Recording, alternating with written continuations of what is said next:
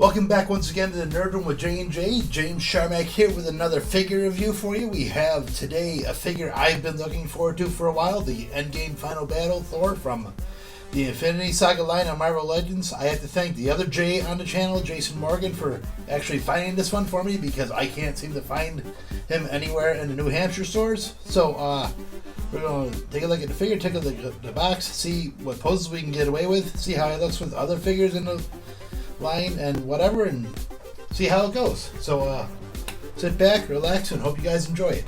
So we have the box for the Endgame finale Thor, looking pretty much like every other Infinity Saga box. So obviously you have the window display with all the figure accessories and the figure itself. On the top, Avengers Endgame Thor. On the side, the artwork we've seen with the other Saga figures. On the back, have that the usual poster they have for the film, but this one is an Endgame one, and it's kind of weird because that's usually where the Robert Downey Jr. head is, but maybe it's in a contract that he can't use his likeness or something. I don't know. There's some text if you want to take a quick look. On the side there, more artwork, and back to the front where we've been for. So let's continue on with the review. So let's take a look at the figure itself. So obviously comes straight from the Endgame finale. The all black with a few gold details every now and then on the outfit. Pretty solid looking figure. Looks obviously just like it. Looks like Thor from the movie. Has this nice head sculpt with even the bun and the beard braid. I like how they do with the eyes, just with the lightning effects. Like, obviously, where he's like summoning the power of the thunder. Accessories, he has obviously the two weapons. He has Mjolnir and Stormbreaker. Both of them blue with an energized look instead of the usual silver metal looking, gray metal looking. So that's pretty cool. And he has these lightning effects that come off it, obviously to show the power. The suit itself is very detailed. Didn't go for any flash when he transformed, just straight up pretty much all black, just get the job done, get rid of Thanos, whatever. No obviously except for like gold trim here and there, just straight up all black. Cape was obviously red with a black interior.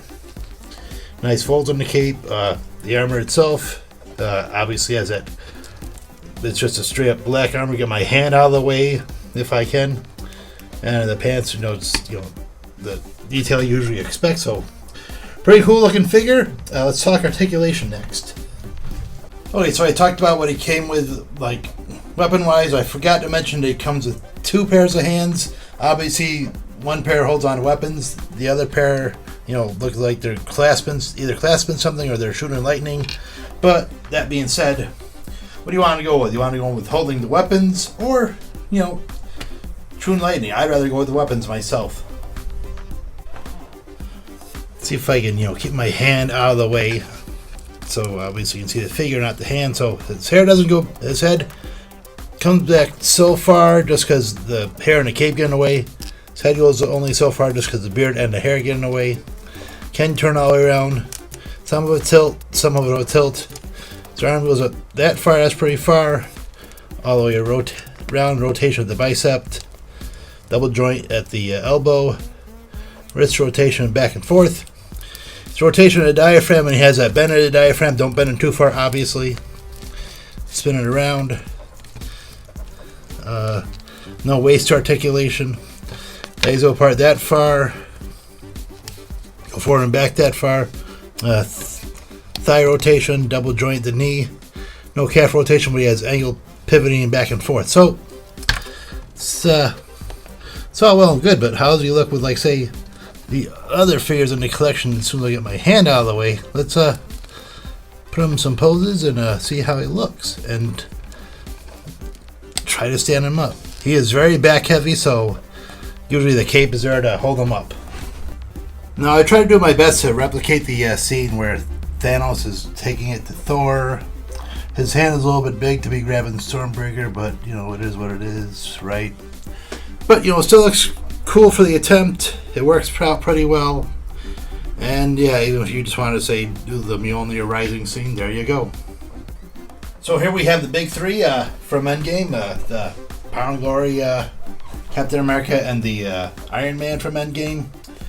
I'm slowly going to try to build an Endgame display. This figure gets me one step closer to that, so I'm hoping that's going to turn out pretty well.